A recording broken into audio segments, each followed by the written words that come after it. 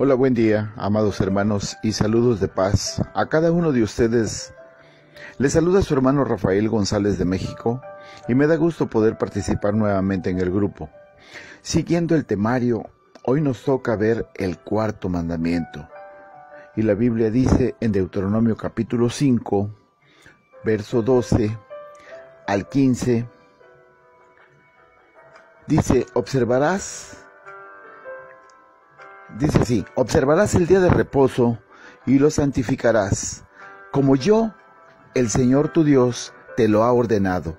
Durante 6 días trabajarás y harás toda tu obra, pero el día séptimo es de reposo en honor del Señor tu Dios.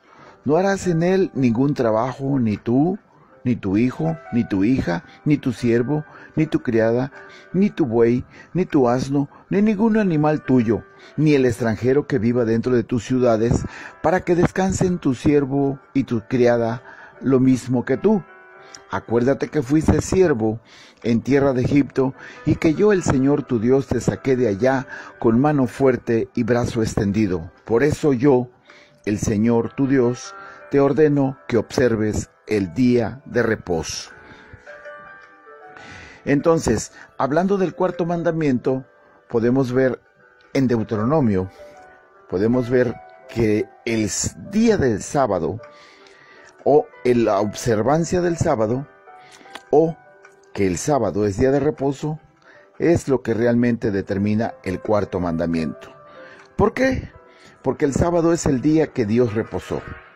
Vamos a Génesis capítulo 2, verso 2, y dice, Dios terminó en el día séptimo la obra que hizo, y ese día reposó de toda su obra. Al completar la creación, Dios reposa de su obra.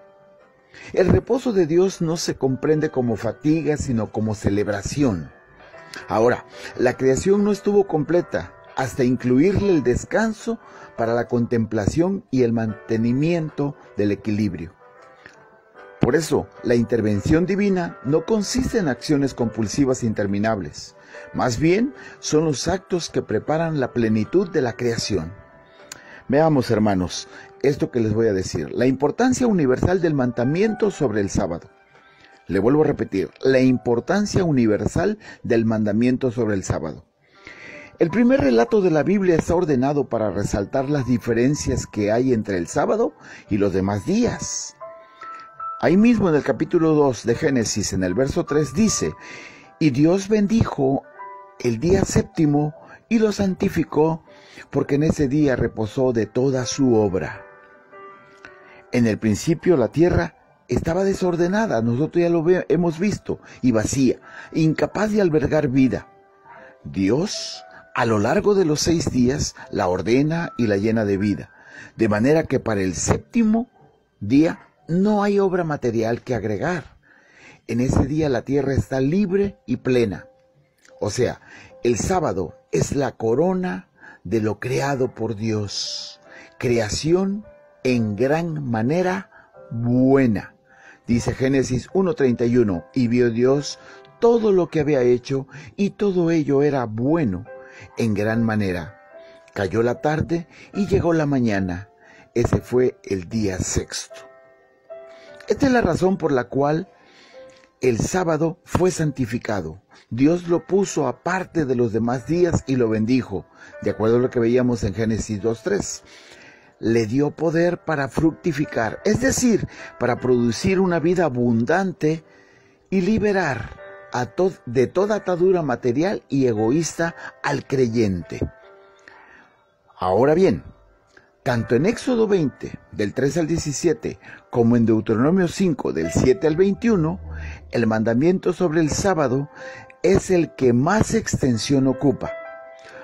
Mire, su importancia es tan grande que cuando Dios reanuda la relación con su pueblo durante el exilio, explícitamente menciona el sábado como una señal de su presencia en medio de ellos.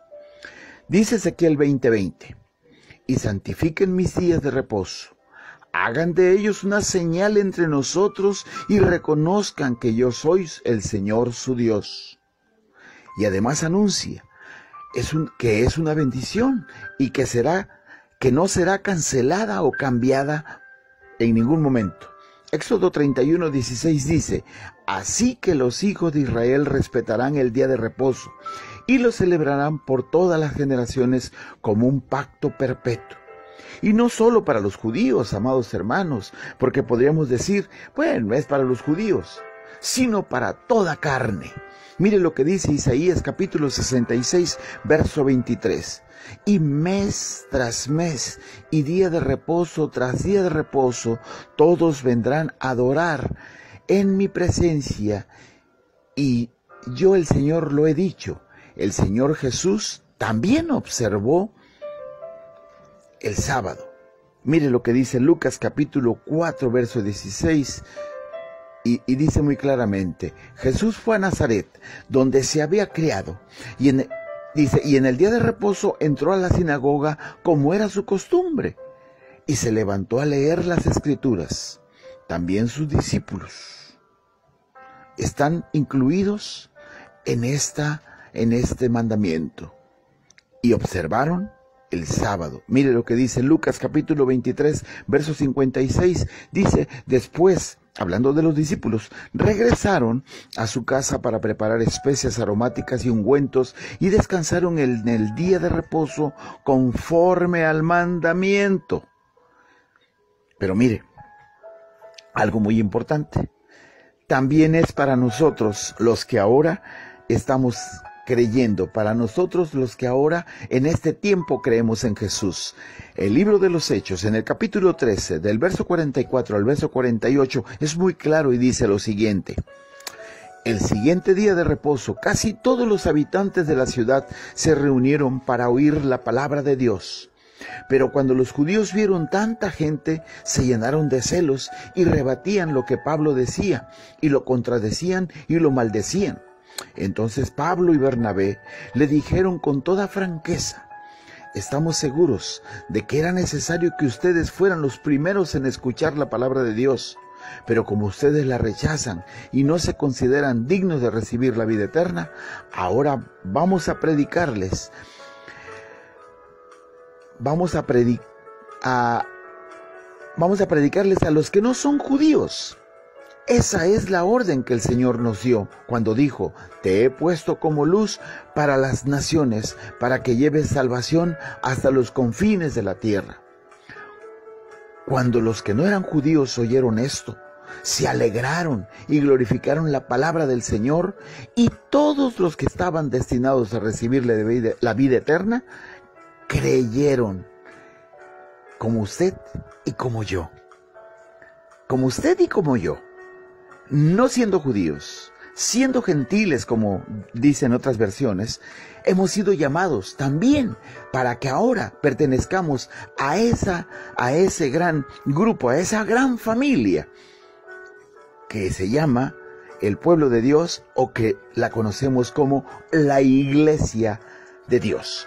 Y entonces Jesús nos ha enseñado que el sábado es día de observancia, es día de reposo. Es lo que dice el cuarto mandamiento. ¿Por qué lo dice el Señor Jesús? Porque Jesús es Señor aún del sábado, dice la Biblia. Jesús es Señor del sábado y con plena autoridad. Reveló el propósito de Dios al ordenar la observancia de ese día. El sábado fue hecho para beneficio del hombre, pero la tradición judía, por sus múltiples prescripciones, la había convertido en una pesada carga para el ser humano. Pasaron de la prohibición divina de realizar actividades económicas en sábado a negar la atención de un enfermo. Si este podía esperar hasta el final del día de reposo, bueno, pues qué bueno, ¿no? Les preocupaba más el día que el ser humano. No tenían misericordia, aunque con ellos mismos no eran tan severos.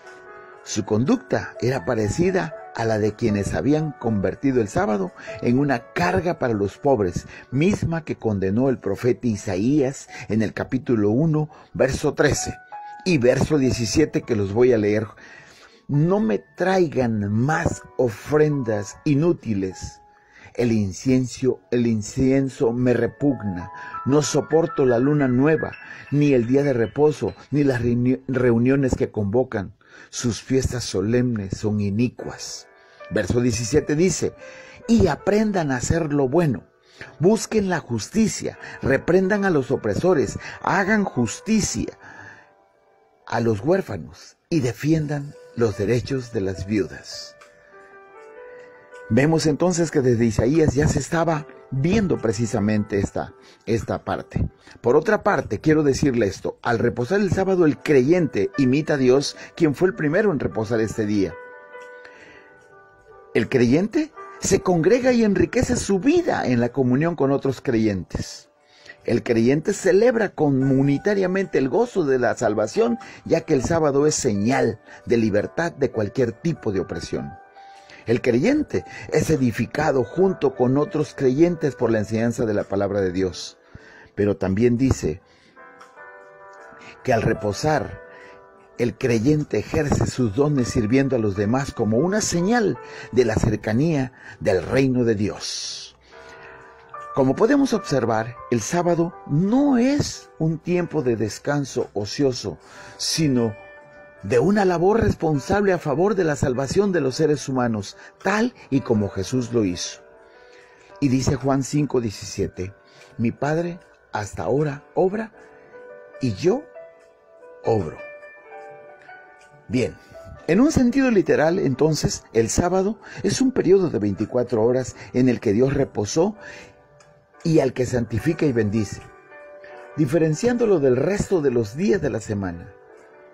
Esta condición sagrada, exclusiva del sábado, no la puede cambiar el ser humano en ningún sentido, simplemente lo observa o lo profana.